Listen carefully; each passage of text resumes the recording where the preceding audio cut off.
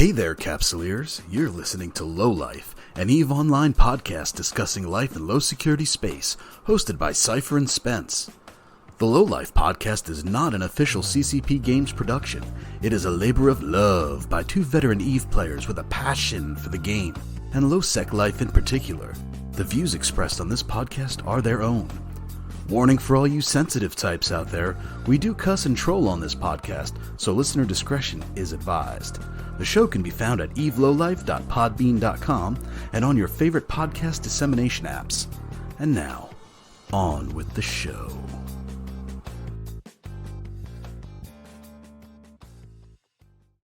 All right, so hey, I was reading this news article today from Reuters, and it's Pfizer expects 2021-2022 COVID-19 vaccine sales to total at least $65 billion.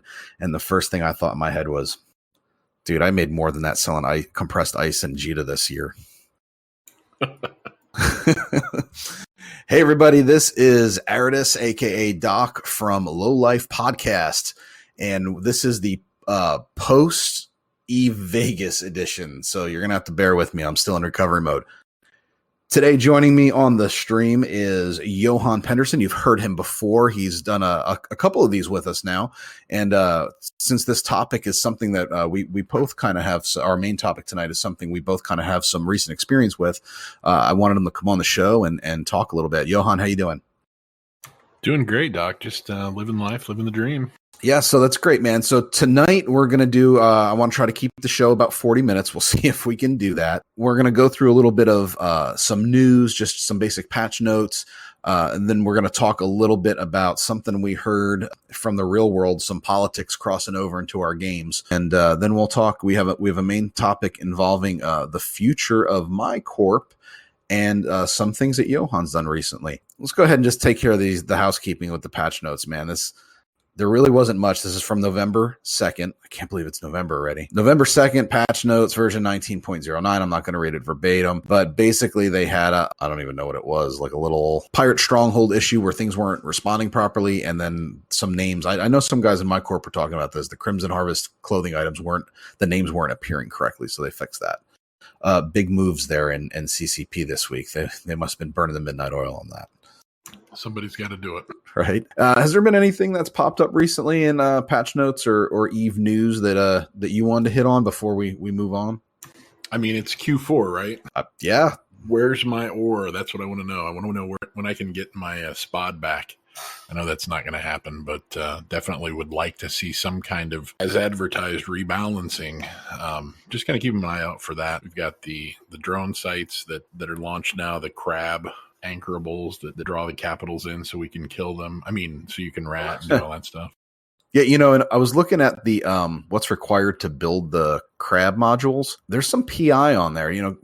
I've noticed a big push late CCP to add PI to everything we're building, which I guess is kind of cool, but it's definitely created some bottlenecks. I mean, like this takes like broadcast nodes, self-harmonizing power core, sterile conduits, wetware mainframe. I know, we got some PI on this list, and it just seems like that's really like pushed everything back. I mean, we're still not even, in a real good position economy wise in the game, involving the changes they did to like faction ships and pirate ships, and when they did the whole industrial do over. So I don't know, man. A little bit too much PI for my taste, but I guess that's the new Eden we live in. I tell you, the one thing that's gotten me through PI is evehelper.tk. Not a sponsored plug or anything. It's just honestly how I process this.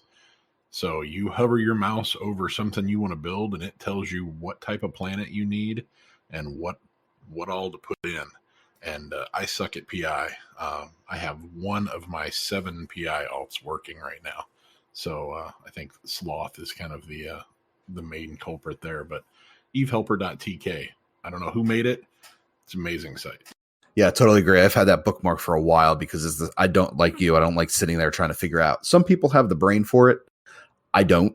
So to try to figure out, if I need to make, for instance, like wetware mainframes or whatever, I'm not going to sit there and try to just trace back inside the game. Okay, I need to get this. Okay, now I need to get this.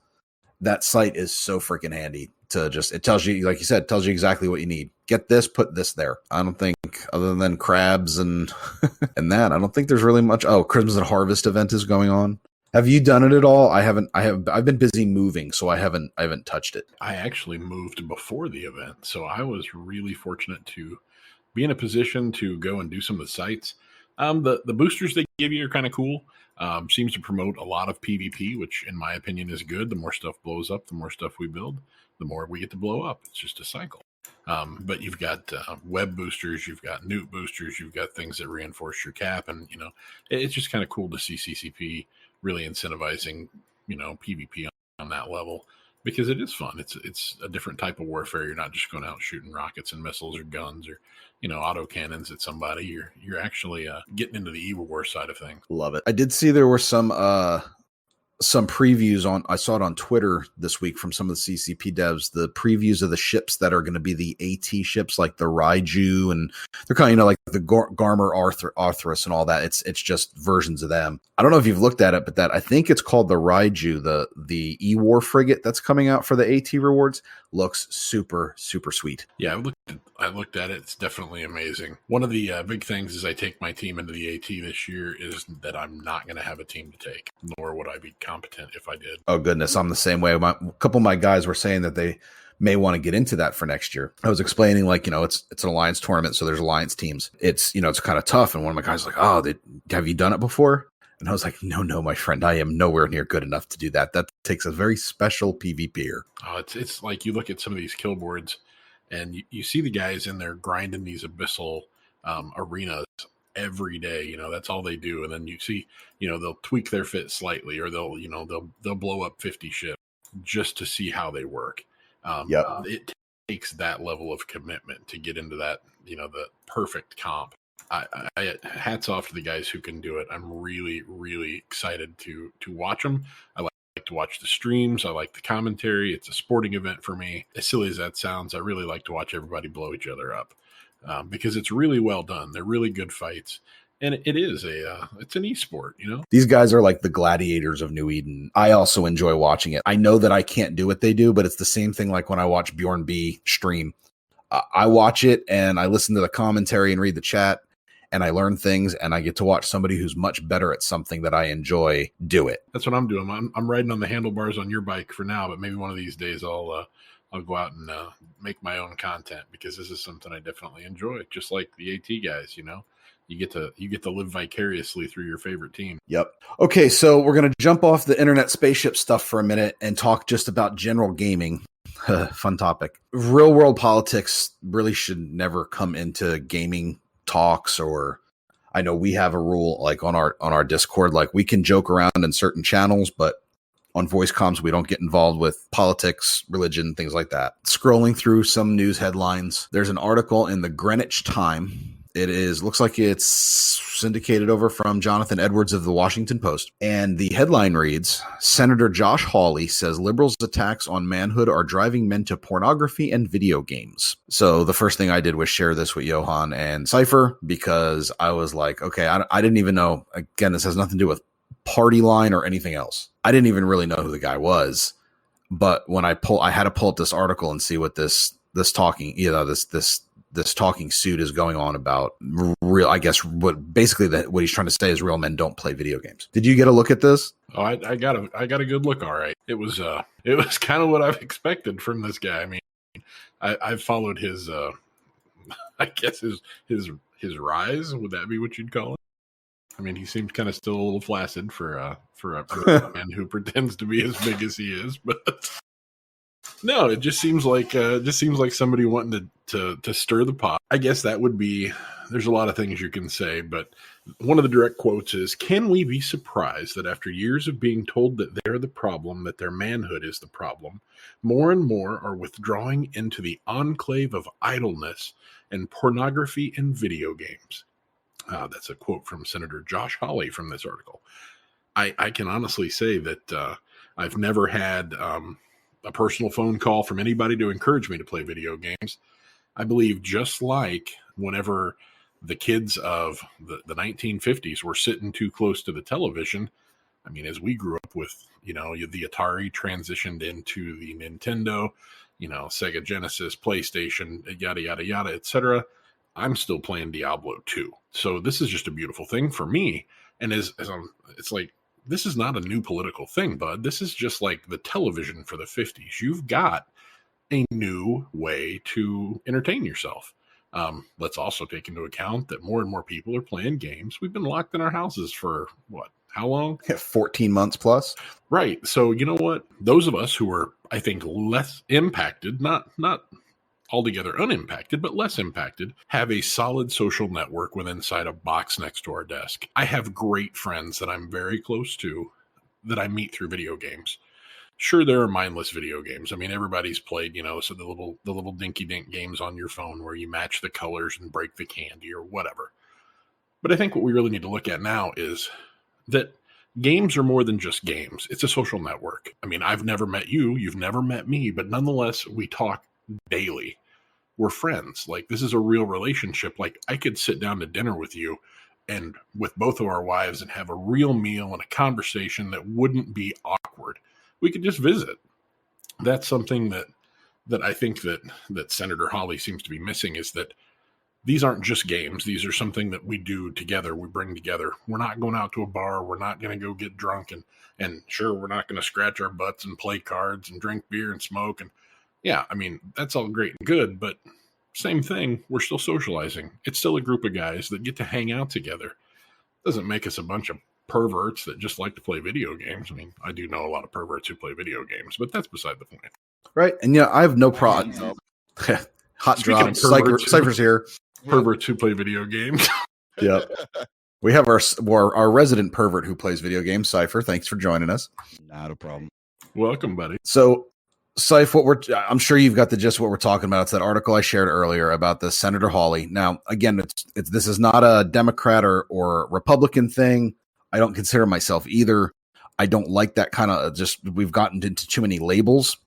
And, I think some people that I've talked to a couple people, other video game nerds like us, and the thing they were upset was like, they're like, well, they're lumping video games in with pornography.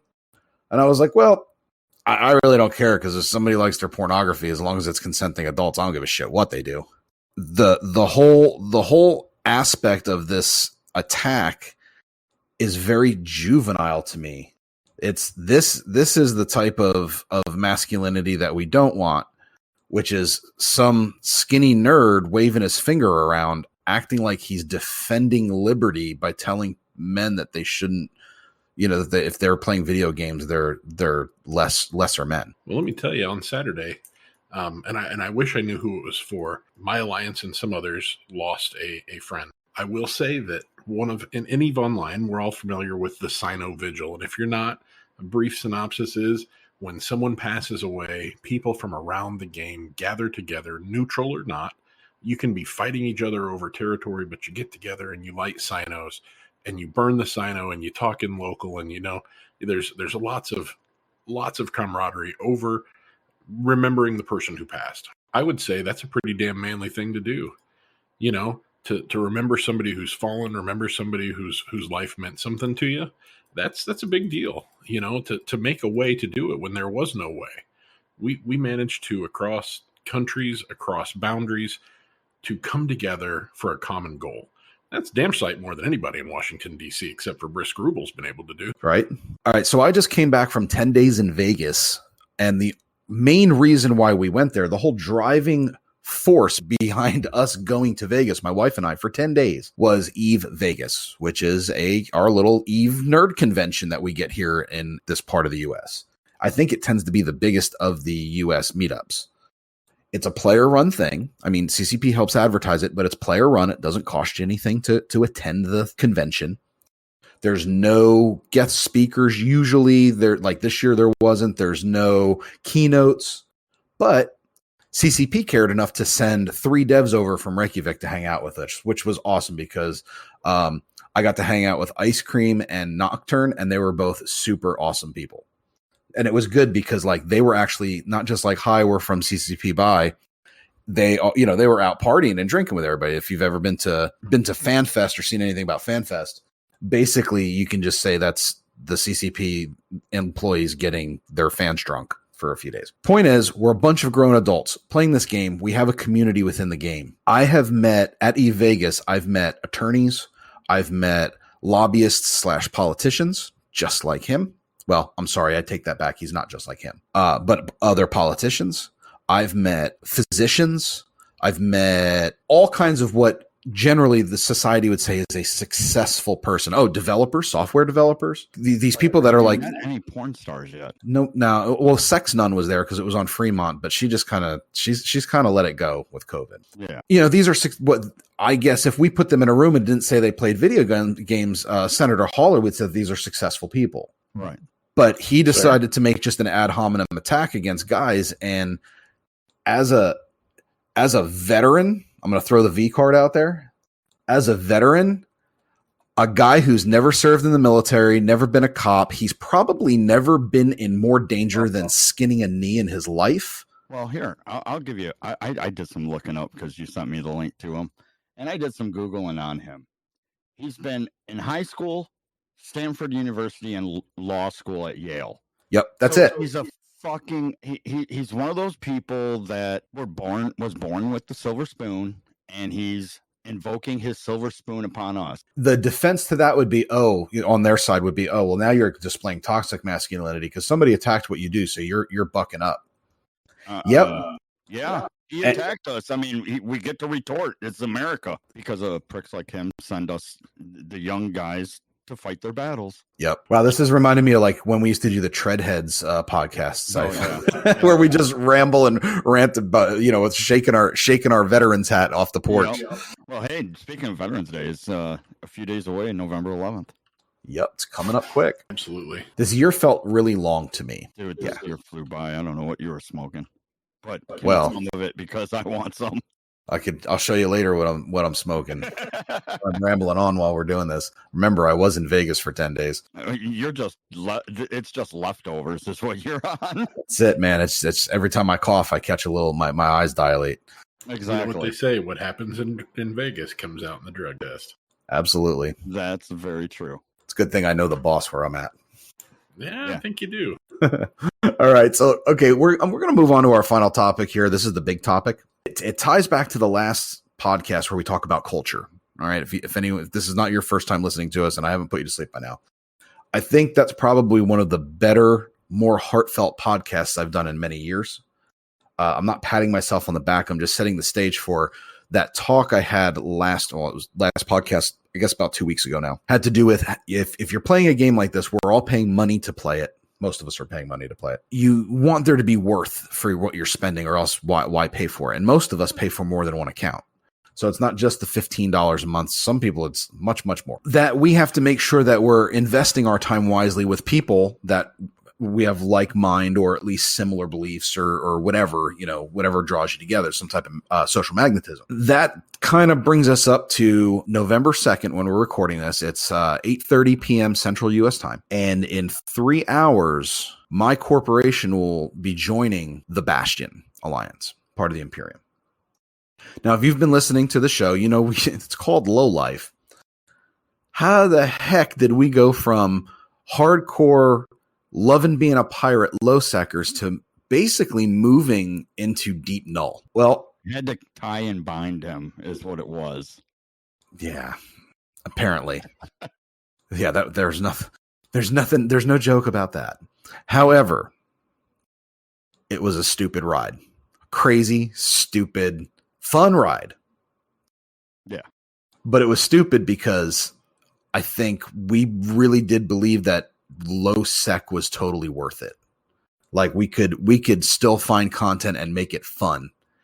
And I think what happened, we did, but we found that in-game fun gets expensive. And if you have a source of income that you can, make the money so you can go bring out the pew, that's the good balance. What we started running into was there just wasn't enough of that balance. I agree.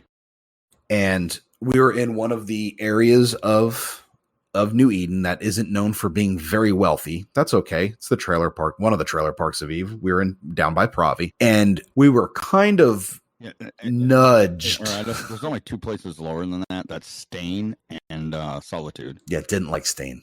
Fun to roam. That's about it. Yeah. Never really hung out in solitude, so I don't know much about it. Nah, I just killed people there at one time. It's Galenti space, right? It's right off of Placid, so yeah. Yeah. Okay, so here we are over in that area trying to keep content for our guys, because when you become a leader in EVE, a CEO, a director, at whatever level, from the corp all the way up to coalitions, your job shifts. Your job is now to create content for other people. Now, some people are cut out for that and they enjoy it. They get ego boosts from it, whatever, i.e. like Matani. That's the meta is his thing. He plays EVE for that meta. And generally it makes people pretty good at it. XX Death, he was freaking great at it as well back in the day. Certain people feed off of that. Other people are, they're good production managers. They're good FCs, whatever it is. You don't have to fit just one role, but generally, you fit into a niche. And what we were finding was we had to move to nullsec to make money so we could play in low sec. Now, I guess you can argue, you can go the other way and say, well, you can farm in high sec to move to low sec, but that really doesn't work like that. Everybody knows that you just can't really make that money without a major commitment in high sec. So we moved to null. We really tried to make the best of it. It was part of Wrecking Crew. We were trying to raise ADMs. We were trying to clean up some of the crappy programs that were going on down there. Allies taking advantages of other allies, just stupid shit. And we kind of came to a point where it got to be, it wasn't fun anymore. It just wasn't fun anymore. And it wasn't that EVE wasn't fun. It wasn't that our corp wasn't fun. We just weren't part of a culture. So once we were done playing EVE for the day, that was it. That was the only time we saw our alliance friends, basically. It doesn't necessarily make it a bad thing, but our corporation, Cypher and I, is based around a military core of players, veterans and active military. We have something outside of DoD EVE. contractors. DoD contractors for veterans, though. Yeah. And, well, some are. Yeah, we got a lot of different people, but yeah, most of our guys have civvies. Yes, we do allow the occasional civvy, and that has a sick enough sense of humor to hang with us. And these guys, we have these connections. If we get bored with EVE, we go play Sea of Thieves, or we go pick another game, we go play together. It's not that big of a deal. It took us about 11 months, but we kind of figured out that what we thought we were building towards with a culture, and I know there's some people that are going to listen to this and are going to freaking hate me for saying this, but we just didn't feel that culture was ever going to form. So my guys said we need to find a new home. This isn't working for us. We left our alliance, which was part of RC. Yeah, we have no friends in the world right now, because we're in that period when you leave your alliance, go to a new one. But in a few hours, we will be part of the Bastion, and that's because we have Cypher and I have some friends over there in Multiplex Gaming, far from Pukin, fellow podcaster, great guy. Yeah, him and I started Podside back in the day. Yep.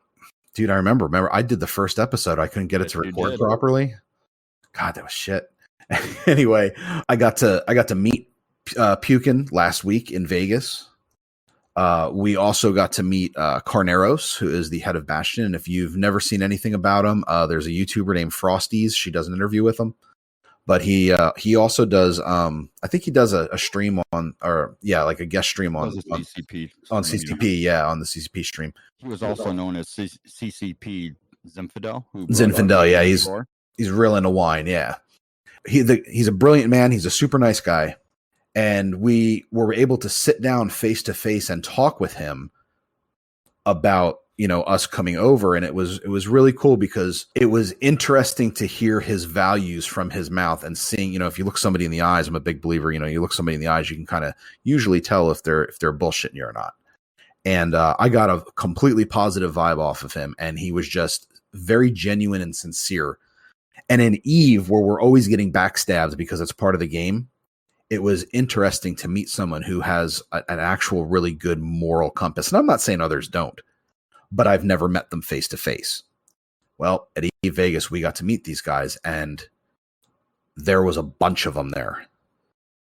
Well, but like I told you, I've known him since the Lie days. Yeah.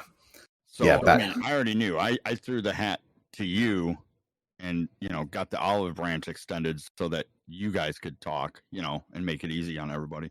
Well, it was a great talk because it obviously started online and then carried over to face to face. Right. And they treated us as if we had been with them all along. It was funny because at one point, one of the other guys that was at Vegas with me looked at me and he goes, and he knew what was kind of going on.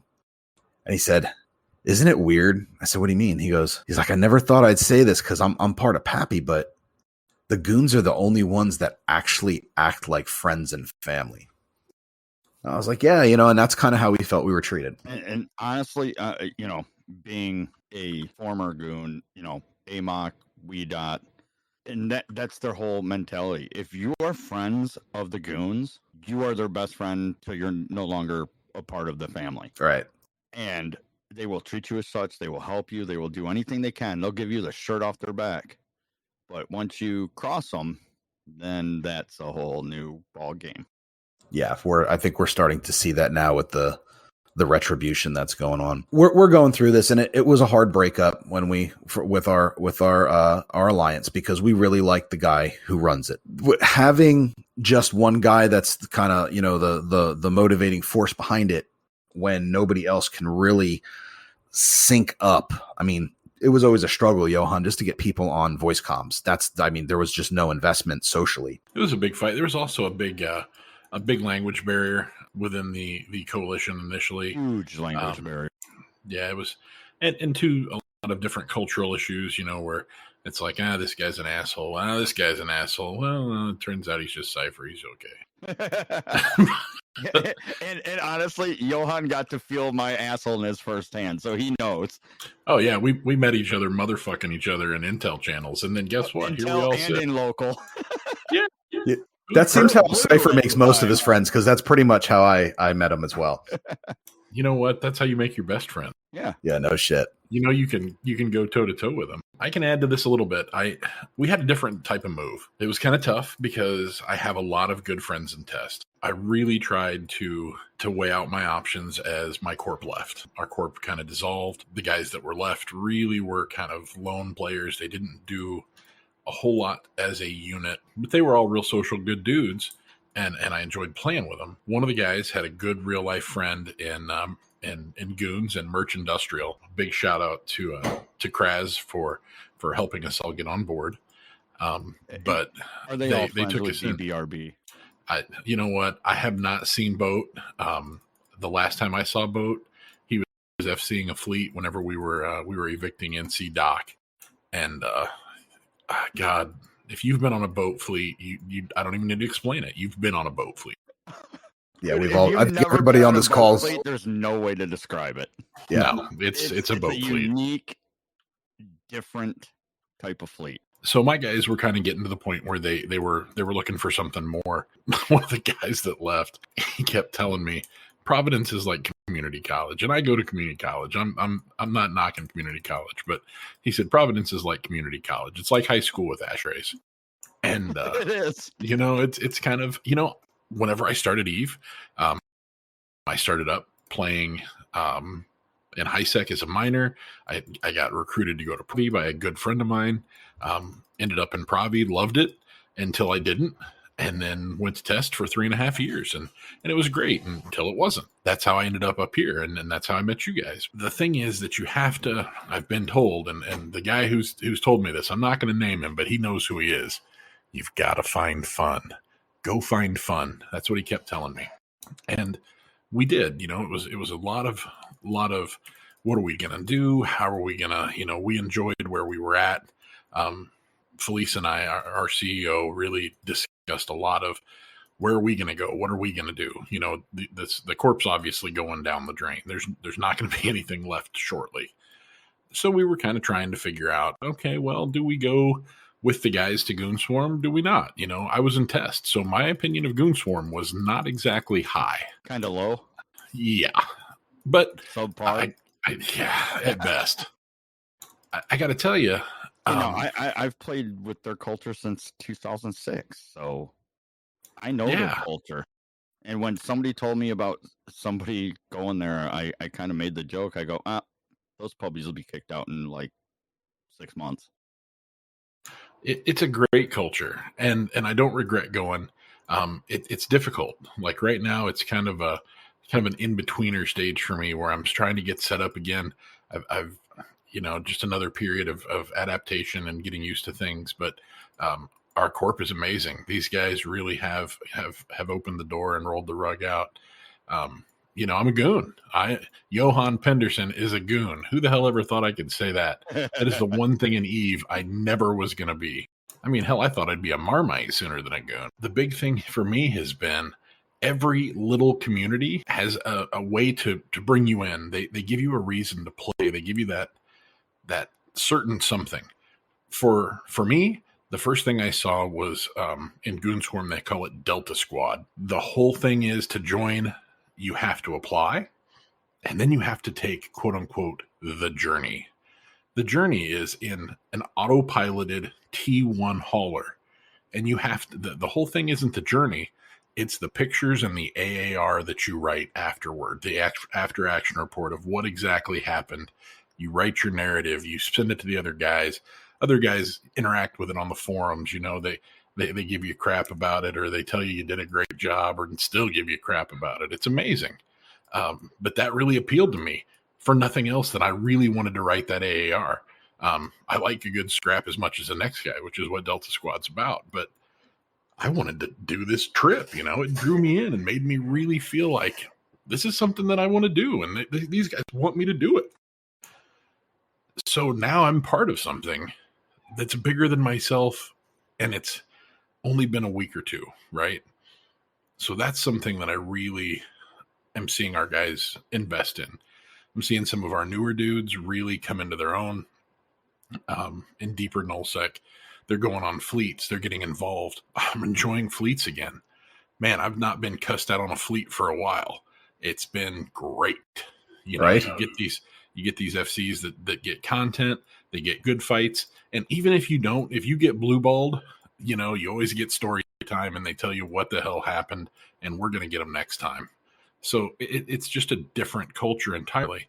And I think that within the alliance we were in, Hardly Competent, that was absolutely possible. Within the structure of Wrecking Crew, I didn't feel it as much, but I always felt welcome and I always felt included in Hardly Competent, which is why it was such a difficult choice to leave, because I've got some really great friends over there. It's just going to be a challenge to kind of, draw that line of, all right, well, now I'm blue to some people and red to others. And I'm kind of learning to do that, especially with my good friends in Test. We've talked and it's like, oh, you're a goon. It's like, I know. But that's Eve. And then, you know what? In 5-10 more years, who knows? We could all be, red to each other and still doing this podcast. Right. Yeah. Well, I've done many a podcast with Reds. Sometimes it's the best ones. Yeah. You get those opposing views, and as long as, again, we interact like humans, it's fine. And that's something that's very unique to Eve, in my opinion, with a lot of gaming groups the different communities. When everybody met up at Eve Vegas, it was like a bunch of old friends who've never met before, future old friends. Everybody had a really good time. I think everybody had a really good time. There's people behind this, and that was a huge thing for me. When I got when we broke the news, I had a couple people messaging me, oh, you're going to be a fucking goon? Well, no, we're going to Bastion. So no, I'm not a goon. My guys are really excited about this. Like, I haven't seen this energized in a long time. And like you were saying, how, we have some really good people that we know over there in our former alliance. The whole thing that's like, everything always seemed to always be too little, too late. Too little, too late. Like we'd talk about something and say it's a problem. It would first get shot down, then we'd push harder, then they would finally take it seriously. And by the time something was done about it, it was like everybody's already fucking bent out of shape about this. I'm not getting that vibe from where we're going at all. From the people I've talked to that are part of the alliance, everyone doesn't always agree. That would be weird anyway. But they have a culture there that they're able to work it out. I didn't feel like we had that, and you're right. I think our old alliance had the potential for it, but I can't sacrifice my members getting sick of waiting for growth. Does that make sense? Dude, my dudes jumped off the boat and I totally understand. I personally saw. I think that they're going to make something of it. I think that their leadership, the man driving the car is definitely got. He's definitely got a plan. He's got what it takes to be a spaceman. You know, he's got what it takes to do that top man job. You've got to get the right ingredients with the right other ingredients. And I think he's working towards that. I just think Providence is a really tough spot to bring up anything big. The last big thing out of Providence, CVA. Yep. I mean, Wrecking Crew, yeah, they're there. They're there until the next guy's there. Ultimately, I hate to say it, but personally, I think CVA was good for the game. It was like nullsec on training wheels. You know, you got all the new guys in there. You taught them how to be scared to death of neutrals, and then you learned how to fight them. And when you learned how to fight them, you went on to one of the bigger blocks. Yeah, and you're right. It was a good feeder area. And now it's just kind of feels like a collection of renters. And I mean, either way you look at it, it's basically what it was, because you got to pay extortion to RC for living there. Yeah, as a corp leader, you got to deal with that. I was a head cheerleader and bona fide hug man. Oh, if only we could have changed roles. I'm excited about this move. That's what that all came down to. I'm excited about this move. We're going to be Blue to Johan again. We are getting involved in a place that there is a crap ton of content, depending on what you want to do. We don't, and that's going to really help my directors feel like we can play Eve again, because we're not going to be spending every minute trying to figure out how we can create content for our guys. Now we can actually go participate in the content as well. Because there's Pigeon and other things like that will create the content for them. Exactly. We there's enough people in positions that their exuberance for playing the game can affect others. I think that's great, and that's really that's the point of an alliance, I guess, or a coalition as well, is to be able to share that talent pool for creating content. So I'm quite excited about it. And I like that where we're going has been very, very positive, and excited that we are coming. I think that's pretty cool. I didn't feel like I was just like, we're not numbers.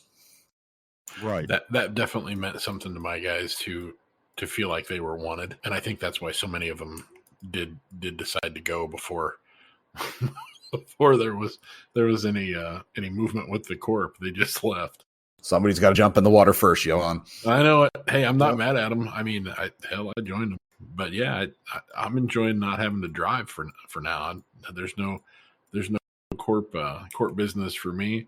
I just get to be an F1 monkey and go and push my Logi buttons and do my thing. So awesome. Oh, it's going to be so great. Yep, definitely looking forward to it. I'm going to a place that I've never really lived in Eve before.